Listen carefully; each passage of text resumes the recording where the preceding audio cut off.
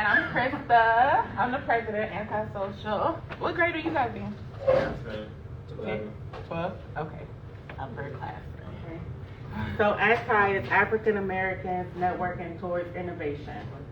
Anybody know what innovation means? It's something new. Anybody else? Like evolution. I like evolution. I like that. Yeah, I like that. that. Anybody else? You can look it up. I remember the dictionary definition from last time. You ready? Yeah, new ideas. Yeah. Mhm. New ideas. Evolution.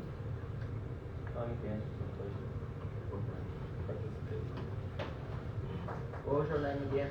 Carmela. You can hang your notes. Like they own it. Anybody gonna read the definition of innovation? Somebody will give a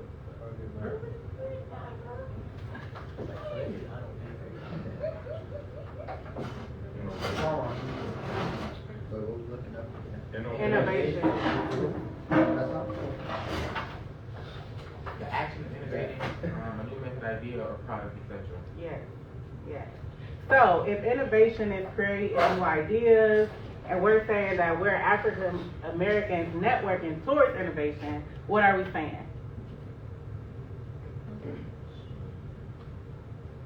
trying to create new ideas. Yes. African Americans creating new ideas. Creating new ideas and making sure that they become a reality. So not just the idea portion of it. Actually making sure that these ideas, usually for us as it relates to new businesses, ways that individuals can make money, right? Actually making sure that those things come to fruition, that they actually happen. Yes. So we are talking about entrepreneurship. So when you think about entrepreneurship, what do you think about? What come to mind? Money. Money. What do you think? Your own business, making money.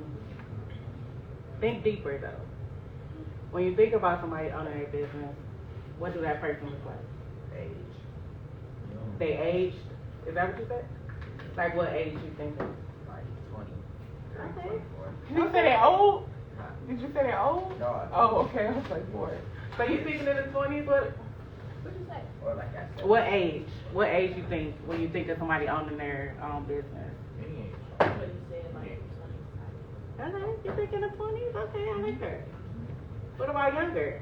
I think Like any age. 17. 17? All right. 13. So when you think of somebody 15, 17 owning their own business, what come to mind? Money. What you consider as a business?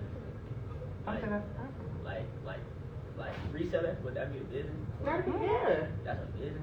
Yeah. Making money already. You making money is a business. Yeah. I don't even want to say just that. I mean, that's the goal, right? You're right.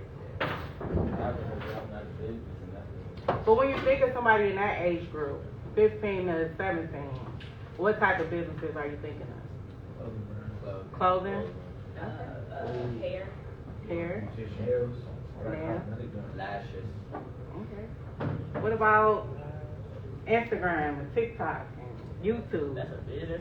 Yeah. They get like Make tons of money. Yeah. TikTok, they'll make that. No, the one guy, what's his name? The The guy. one you said Yes. that you showed me. I hope I can think That of that does up. whatever. I don't know his name. Yes. I don't know what his Y'all name know is. what I'm talking about? The guy who he black and he be pointing to stuff like somebody do something and then he do it easier. Copy Lane or something. Okay, somebody pull that up. I think I know who you're talking about. The guy and he be like. Right. Like they he love- made so much money. Somebody look it up. The black dude. I think he like black Yes, Yeah. yes. Somebody find him. Yes. Oh, you want me to? Yeah, I wanted to see how much money he made off of TikTok. Somebody said he can't make no money. I don't know his name. I think Somebody just said his name. I don't know if he's in the millions or it was something ridiculous. I don't Yeah. know his name. I don't know his He does absolutely nothing. Not that I want you guys Maybe to aspire put- to do nothing, but no, it's not that he do anything. I mean, he don't do nothing. It's more so he created ideas right. and he made millions off of it. He found a way to do something that he likes, something that's funny, and make it profitable. Yes. Which Instagram, you found him? Is that the one that you showed me? He's like, Yes. How That's much him. money did he make? Oh, hold up. He did an article on him a couple weeks ago. Yes. But that's the same thing with Instagram. You can have as little as 1,000 followers on Instagram and find people to sponsor you, find people to get paid off of your posts, how often you go live. It says around $750,000 per video. Y'all hear that? I'm trying to get like 750,000 per video that he's making. Yes. Network. Yes. So who said that TikTok don't make no money? Me. But that's only one person though. No, he just an example. Most people, A lot of people, that's their job. just because you may not think of TikTok as a business, don't mean it's not a business. And if you think differently, you can make money off of things that other people don't think they can make money off of. Right? And that's really the innovation too, right? And if it's your passion, like now, especially now, anything that you really like to do, you can make money from doing that. We live in a time where you can monetize anything that you really like to do. So a lot of you guys said clothing and nails and hair and lashes, and I think the last person said that too. And that's what you guys are interested in, I'm assuming. You said no, not you guys. Do you guys know people in school who do that? Yeah. So another question. When you think of entrepreneurship, what color is that person? What race? black. Black. I don't really see, well, I'm not gonna say I don't see no white person being an entrepreneur, but like, I mainly see a lot of black people. That's good. Right, that's real good. And so when you think about a black business, is it a small business? Is it a big business? A little bit of both. Small. It's big, yeah, small.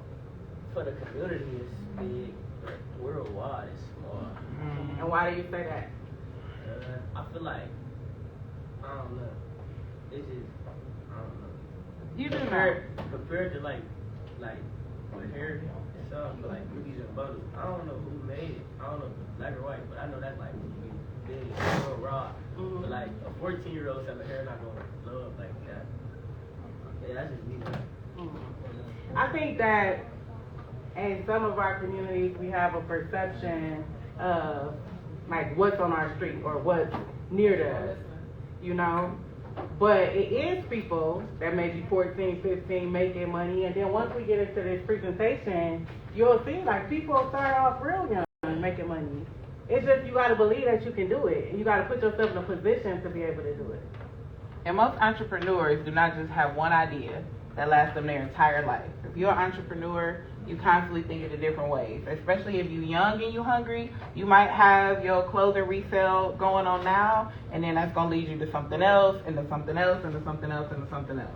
So if you're a true entrepreneur, you're not just going to have one thing. You're always going to be able, and you're always going to be looking for different ways to make money. And that's one of the other nice things about entrepreneurship, that it's going to give you the ability to do that. Yeah. So, like I said, a lot of different things come to mind when you think about entrepreneurship, and we think we have this idea of a person, and we may not. So we're going to play a game called Two Truths and a Lie. And I'm going to start off.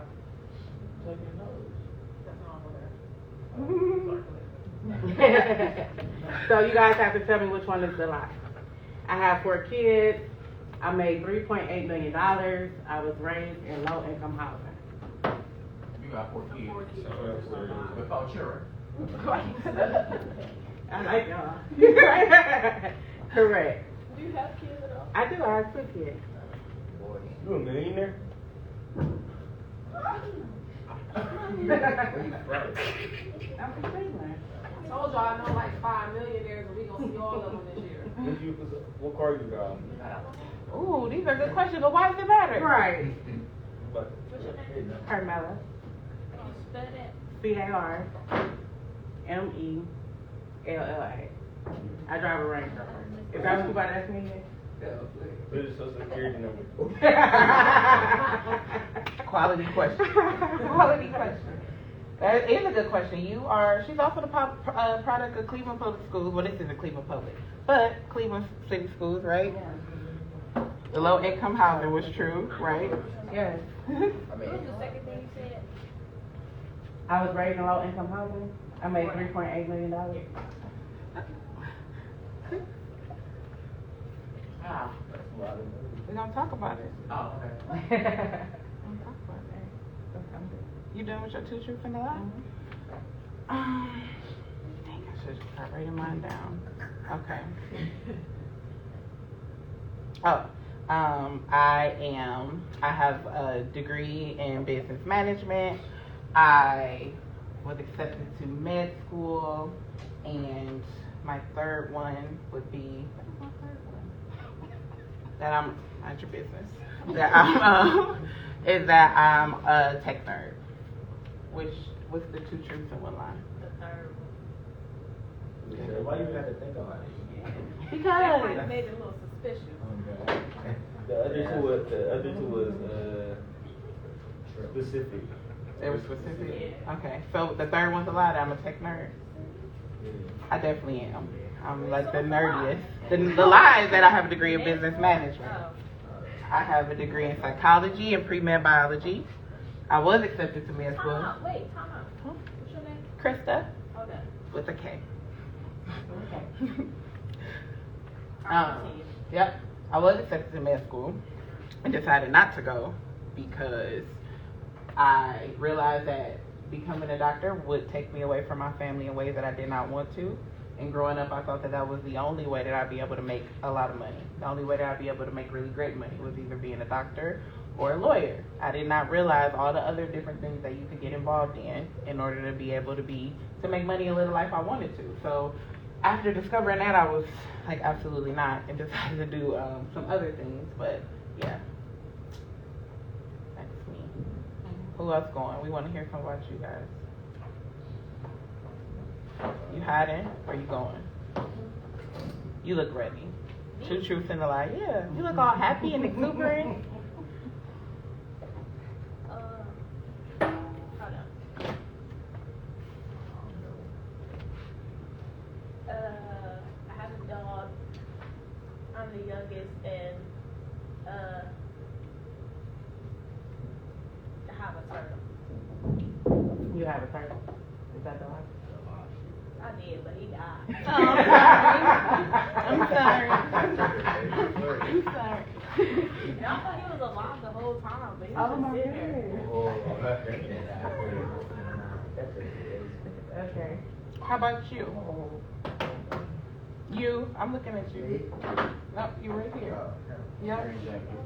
Good luck, dude.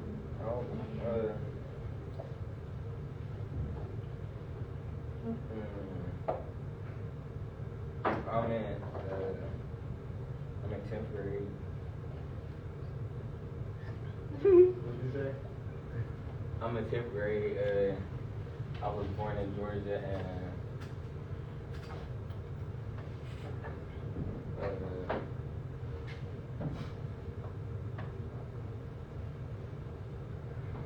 I got a dog.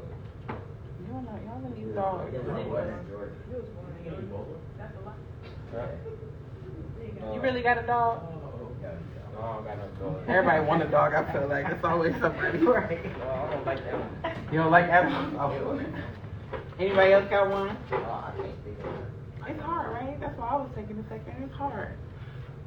But what did you guys think about her when she came in? Did you think that she would say the things that she said? No. No, I'm not sure. Why? Kinda. I thought she did. I was goofy. I'm dead. I'm dead. Just met. Before, I don't think I ever met him.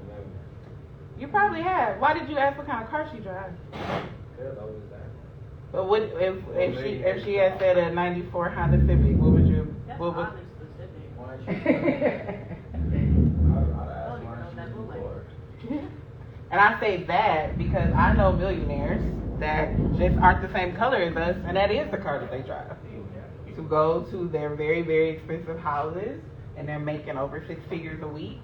But also in our community, we have the tendency to be flashy when we have a lot of money, as opposed to maybe saving or deferring that money to other things. So if you see somebody and they not the same color as us, and they got on busted shoes and things like that, like you have no idea. That was how he dressed every single day. It looked horrible. Like Adam Sandler? Huh? Like Adam Sandler? Yeah, even worse. Okay, but those things do not equate to wealth or what else you have going on. Is my point as well. So, a little more about antisocial.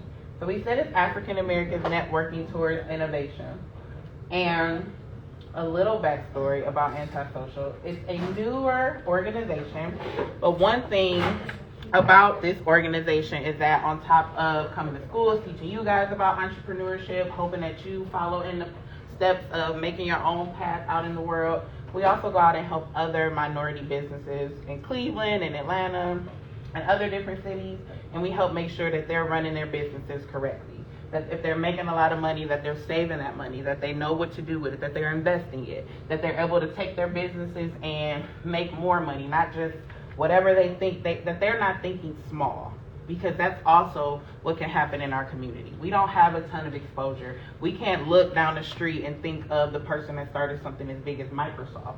So our ideas can sometimes seem like they're too big or not attainable. But the truth is that there's nothing that we want to do that is not attainable. And we are the most creative people in the entire world. Even if you think about TikTok, Instagram, whatever, and whenever it's a trend, it's us. Whenever it's something, a new dance, something that people want to follow, it's us. If there's a great designer, it's usually backed by us. The best movies, best art shows, best athletes, those things are us. So all of that creativity is a part of who we are. So we want to make sure that as business owners, we're filling in the gaps. And we teach people about financial literacy, even when we're older, because now you guys are lucky that you get to learn about this in high school. But a lot of us graduated high school, didn't know how to open up an account, sign a check, invest in, what a retirement account was. And I'm hoping that that is not the story for you guys. So we help entrepreneurs get on that same page and catch up to this gap that America has nicely created for us. We go out into the community, we go to events, we help people out. So that's her frying some chicken, okay? So we'll go into people's businesses that are short-staffed, help them out when they need it. We'll support the businesses, make sure that they get showcased, and then we teach different classes for them as well. We'll host different events, bring anything in that's going to help them out, expose them to coders, marketers, financial analysts, all these different people to make sure that their businesses can run smooth. And the idea for that was a passion, right? So this person who you see here, yes, she's a millionaire, right? And this business is not her first business. It won't be her last business. Usually, okay, a really great entrepreneur is going to always be in a business mindset. I think I'm addicted. Like, You are? I literally wake up and I'm like, oh, I should do this. And that's why I do not spend money on like flashy stuff, because I like to invest money to make more money. So if we go a day and don't have a conversation about a new business idea, I'm kind of like, what's going on? What's wrong? What is happening? Everything out in the world that we look at, she's usually like, okay, what can we do with this? You know, any problem, a good entrepreneur, I think, if you have something and you want it to be successful, you need to start with a problem and how you can solve it, right? What is going on and how you can fill in the gap. So that's what antisocial is. Because we got to the point that we tried to go out and figure things out, paid people for classes and they didn't teach us anything, saw other people wasting a lot of money and we're like, this should be free, or we can teach it to them and do a lot better job. And that is where antisocial came from. We wanted to be able to give the community support that it definitely does not have. But as an entrepreneur, for you guys, anything that you like, just like start looking around. Like anything that you like to do, you can make money off of it. Absolutely anything. And will help you. Right, it will help you. We like doing that. I love it when people make money. I love it when people come back and say that they've had a $20,000 month or $30,000 month, or they're about to open up a new business. Like, I get chills about that sort of stuff. There's so much money out here that there's enough for all of us to have wealth and not just be rich or have a few cars, but you actually have wealth that you guys can pass down to your kids and make a huge difference in your life. You ready to go to that? Yeah, I'll talk to them. All right. So how many of you guys know about the sauce? You eat that? The sauce, what's it called? The sauce, what? Boiling Seafood Express? Have you guys been there? And then DJ K.Y. make that. Yeah. You know, because on the board. And that's my freshman. Context clue. Context clue. That's right. I like you. Always thinking. Always thinking. Right. That's what I was saying too. Yes. So even when we say we think small, I've seen people come from out of town to come to the sauce. And like you said, DJ KY made that, and he is somebody, a Cleveland native. And he's also created the Filter Experience, which is a great restaurant downtown that people come to and come from out of town to. When it was NBA All-Star Weekend, it was loaded. I know that like DJ Manny Fresh and DJ K Nice were there last week. So creating things right here in Cleveland that people can do and spend some time on. So one thing that we also do is we'll host interviews. I haven't really executed the concept yet, so I will be rolling that out in the next couple weeks. I dove into this a little bit differently from the sauce, where I was really just with the sauce was like flavors and my sauce. This was just I have learned so much in the last like 6 months. It held me back from really executing my concept because the concept is bigger than I mean. Right.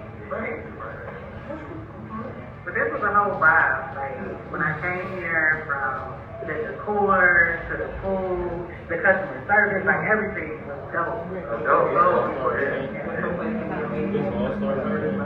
This one is just easy on my so having a brand, because all of them is part of your brand is who you are, that speaks to you and your perfectionism. And so it's so important. Tell us a little bit about like what is that process? No, I just want to show you guys a little clip. He is young. He's 28. So one thing that we've noticed when talking to entrepreneurs is that a lot of people are the same. So talking to them, she's interacted with his story, and a lot of the stuff just sounded the same. It sounded like you could be talking to the same person. And you hear things like, I'm consistent, right? Anything that makes the difference between somebody being just somebody with the idea and somebody who has a successful business is that they're consistent.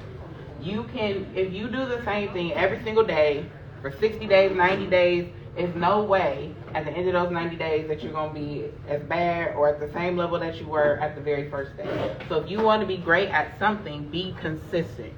And then also the second thing is that you have to get into the habit of just not giving up. There's no plan B. If this is what you want to do, if you say, hey, I want to make $1 million, I want to have 5-6 businesses, then that should be the only thing in your head. Anything else is irrelevant. So whatever you have to do to pivot around that and whatever hard work you have to put in, there will be a lot of hard work. So yes, she's a millionaire. Yes, she has about 7-8 businesses. Just talked about another one last night. But there is so much hard work that goes into that. But I wanna stop at something Chris just said. There's no plan B. There's no plan B. And I think that's so huge because a lot of times, even when I think about telling my mom about an idea, you know, or different people in your group, tell them about an idea, and it's like, well, what's gonna be the backup? What you gonna do if that don't make it? You gotta make it. If you think of anything you do that way, you will succeed. Plan B is revert to plan A. That is it. So you gotta change plan A every day with everything you got, and you can't have excuses. You can't have excuses that I'm too young. I'm gonna think about that when I get older. Well, right now I'm just gonna focus on this. I'm a kid. No, you gotta go hard. You gotta decide what you want to do, and that can change. That can change. But you just make another business when you decide you want to do something else. Make that into a business. Yeah.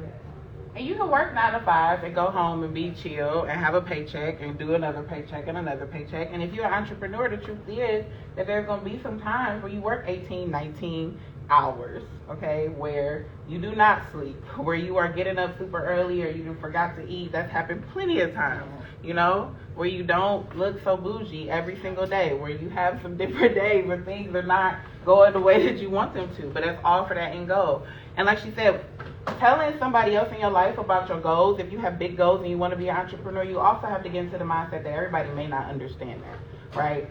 So people, your family, they might be very supportive about that usual straight and narrow path of, I'm going to get out of high school, I'm going to go to college, I'm going to get this sort of job. They might not be so understanding of, hey, I don't want to go into debt, or I don't want to do this, I'm just about to take this money and start a business. People cannot understand what they haven't lived through sometimes. So it's also important, and that's another thing for antisocial, that you find people who are like you, that you have a community of people who support you and understand that, because it's a whole different lifestyle. A whole different lifestyle when you are an entrepreneur. There are things that you are going to have to give up, but the reward is going to be much greater than the things that you are giving up. But DJ KY is young. He's like 28 now, right? Yeah, hot 28. What?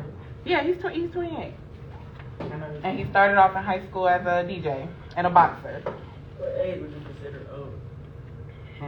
That's a trick question. Right. That's my freshman. Yes. Old, Like like 70. too old to, like what do you mean as in old? Just not young. Bruh. Oh, can I say something real quick? So, Jaquan, just to say that before she answers that, the book that this class is getting ready to read is called The Psychology of Money, and one of the things that they talk about in there is that Colonel Sanders, he didn't get his break in frying chicken until after he was 70. You stole that. We ain't talking about that. Whatever he stole, he implemented, and he didn't get his break for after he was 70. He didn't get his opportunity until he was after 70. So when you talk about age, Right. the sky's the limit. Meaning he didn't blow up till after he was 70. Yeah. Yeah. So Jaquan, you gotta talk about age. Right, I think it depends. I think it depends on the person. Like how you feel about yourself and like where you want to be. And then go ahead. So I wouldn't say it's a certain age, like, oh, I'm too old. Because some people think that about being in their 30s, and that's not old, you know? So I think it depends on the person and how they perceive it themselves. And how they live their life. I mean, another thing that we have to our advantage, okay, we can age very well. We can do a lot of things. If we take care of ourselves, you know, we can be in our 70s, 80s, and have a business, have a great life, be active. But also, yeah, the truth is, and like you guys might be on social media and see influencers, all these young people doing things, but the truth is that most people have an entrepreneurial journey after being in a workforce, okay? Is that they go to college, they go out and work and realize that, hey, this isn't what I want to do. Or they go out and work and realize, hey, I'm passionate. Why am I doing this for somebody else? Why am I not doing this for myself? So in your 30s, in your 40s, that is a lot of time when people really start. And all it takes is a good day, a good year to switch from I'm making a little bit of money or I'm only making this paycheck money to I have a successful business. Like with consistency, that happens overnight, right? So I mean, even for her lifestyle changed in a matter of a couple months once you actually were able to start your business. Would you say so? Mm-hmm. Right? Mm-hmm. And that was with working, right? So being somebody who did all those things that teach us to do right? Go to college. I got my degree. I'm going to be in the workforce. These are the things I like to do. She was a counselor. And then saying, hey, I've been a counselor. I've been in this field for so many years. And I'm not making a ton of money, but I'm working super hard. And I want to be able to do that for myself. And I want to say this. So before I went into business, I was a drug counselor, and my bosses were 2 white males. And sitting at the table, I felt inadequate. I felt inadequate. I was a woman, and I'm a double minority. I'm a woman and I'm black. So when I brought like ideas, because I was working hard for them as well. You know, I was working hard. I was coming every day. I was going and doing groups. I was going to prisons to speak, and I knew I was bringing something valuable to them. I asked for not even a raise, and it wasn't a promotion. I just asked to be transferred from one area to another area. I still was going to be a counselor. I just wanted to change the area of who I worked with. They didn't give me an interview. I emailed asking to be able to talk to them about it. They didn't give me an interview for the position. They didn't respond to my email. They didn't acknowledge that I ever said anything about the position or anything. They hired somebody else, and they put them in a position, and they may have had a degree, they may have had whatever, but I later found out we had the same credentials, but the fact is, they didn't even acknowledge that I asked. They was white. They were Yeah. Yes, white men. Racist. Yes. But I could have just been like, you know what? F them, I ain't gonna work here no more, and I could have just went and got on welfare, right? But I didn't. I decided that I was gonna go work for myself, and I started my first business in my car. I was picking people up. I did Medicaid transportation, and I was picking people up, and I got one client, and then that one client turned into 10 clients, and then I started hiring people. You still do that? Like pick people up? Me personally? Yeah. No, I don't. Ain't that like I Uber? don't. It's not like Uber. It's more so like provide a ride, kinda. What's it called? Like what you pick people up and do? You take them to their place of employment because these people were developmentally disabled adults, so they needed somebody to accompany them to work. So you was talking to them, like while you was driving. So You just got paid to take them from point A to point B. Right. And then I just made, like that, like I said, that one client turned into multiple clients. And then I started hiring people because it turned into multiple routes. And then I started adding on more services. Yeah. What's it called? That was called Against All Odds. And when you start that? I started that when I was 30. A couple years ago.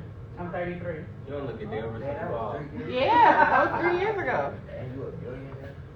Life changes that fast if you are working that hard, seriously. And when you're doing something like that, right, there's going to be a lot of people, again, who do not understand. And there are going to be sacrifices that you have to make, right? Like, kids got to be staying at school a little bit longer. You got to get up a little bit earlier. You can't go on vacation all the time. But you have to be looking at your end goal.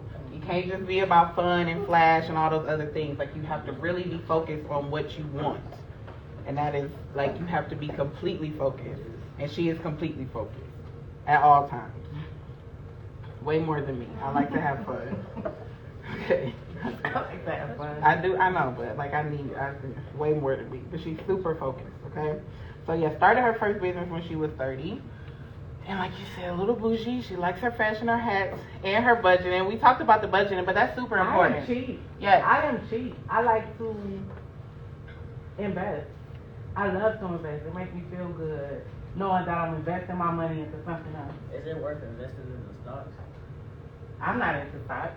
I wouldn't say that it's a bad investment. I think it depends. Yes, it does depend. Right now, it's about to be a recession. Those sort of things are not the best. But when you are an entrepreneur, investing isn't just those things that we typically think about, right? So if you are an entrepreneur and if you're successful, that financial freedom gives you the ability to invest in other entrepreneurs, invest in other businesses. So you don't even have to be the one who is hitting the ground doing the grunt work. You can see somebody else's idea and know that it's going to make some good money, and you can get in on that. So building partnerships, collaborations, being able to take a piece of the pie of something else that's successful is a great investment opportunity.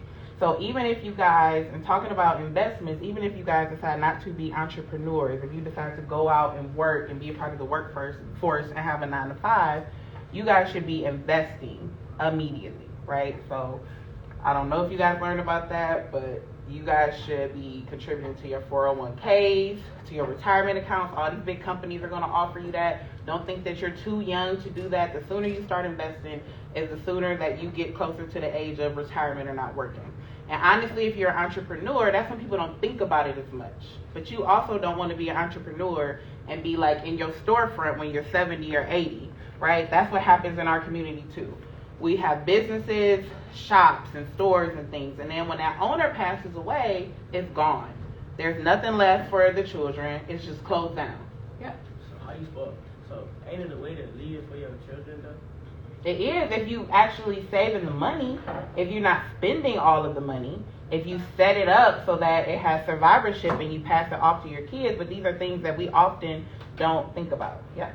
So if you buy a house, it don't automatically go to your kids. No.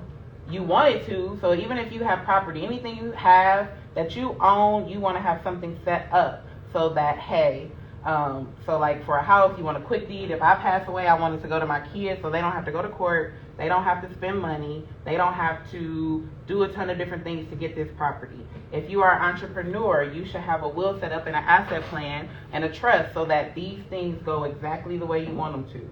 And if you don't, and it's always us that gets the brunt, now we have to go to court. Now you have to pay additional taxes on things that you already paid taxes on. So if you have a business, you should have a trust. Your kids should be a part of that trust. Like there's all these different ways to invest. But if you are a business owner, you have to be thinking about that. Otherwise, you'll be working until the day you die. Like you should be investing because there is no retirement account. You're not paying into all of these things that other people are. You have to be taking care of yourself from the time that you're young until you're old. So you need to be thinking about the kind of life that you want to have and make sure that investing is part of your priority. That means that you cannot spend all the money you make at any given time. Not only for those reasons, but you want to be able to make more money. And you need to be able to make sure you can support your business, right? So even if there was a slow time in the business, she already have money saved so that could be accommodated so it could get ready for the next big boom. But if you just like, oh, I made $10,000 this month, I'm going to go and spend $8 because I know I'm going to make another 10 next month, you're not going to be ready for that. You're going to be shut down next month if it's another slow month.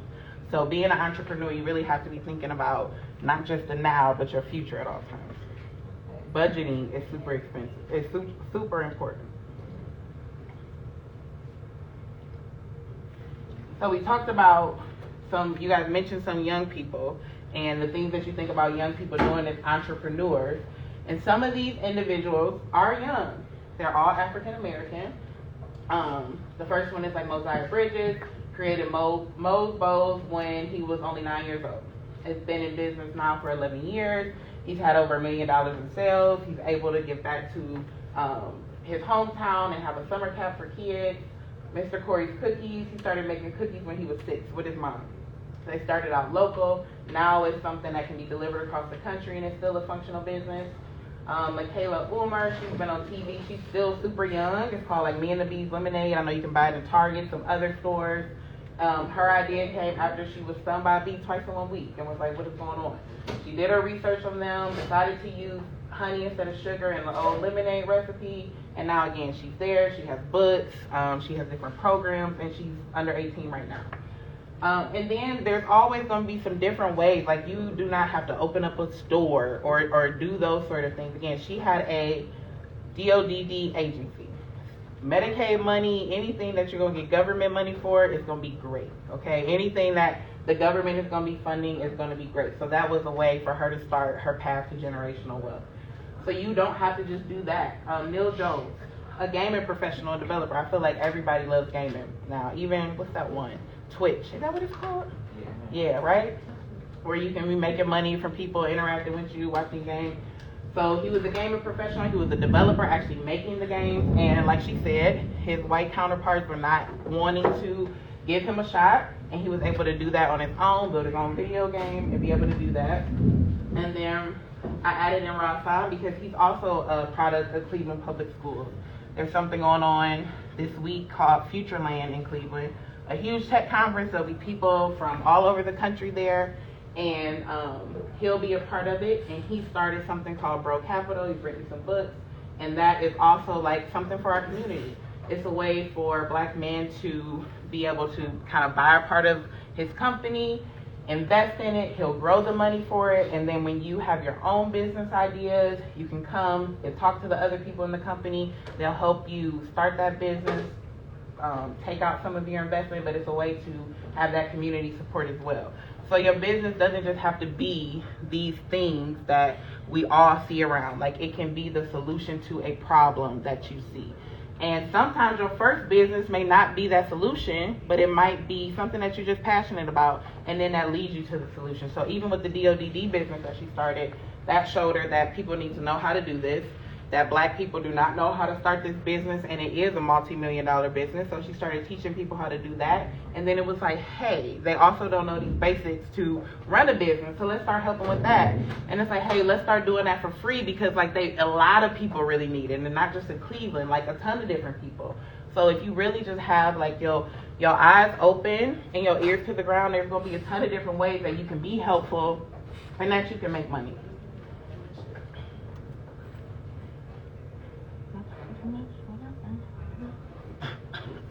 Oh, great. So, how many of you guys are considering being entrepreneurs? Like, what do you guys want to do when you get done with high school and you upperclassmen? Real estate. Ooh, like it. Great. Barber. Money. You said what, barber? Yes. Tow truck business, shoe business. Yes. You made a great barber. I want to have a hair shop too for girls. Nail shop. Oh, for real. You Why gotta are you have a hair laughing? shop. You gotta have a Right. hair shop and a barber. I'm not trolling. He's literally trolling right now. If you're that, I want to be successful. Right. What's trolling? Trolling? No, like you make it fun. Well, listen, a hair shop if it make money sound great to me. Right. We open up a barber shop if it's making Right. money. Like I could care less. What's going on. I'll open up a men's underwear line if I thought it was gonna jump. Like I don't care. Right. I don't care what it is.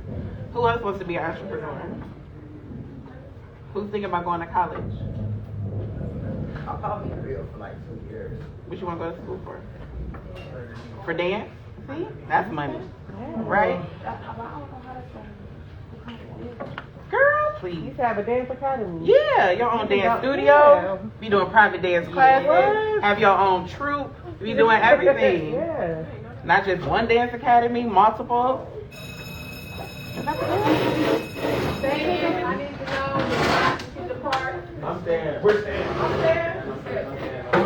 Yeah. Those videos, I feel like I'm in school. It makes me nervous. I was like, you gotta Take your break. Don't break. Oh, hey guys. Yeah. Taking a break. What's doing? Good morning. Good morning. We here talking to the high schoolers for Project Future. And these are some good kids. We're going to take a break. We'll be back. We have another class to talk to. Thank you guys for joining.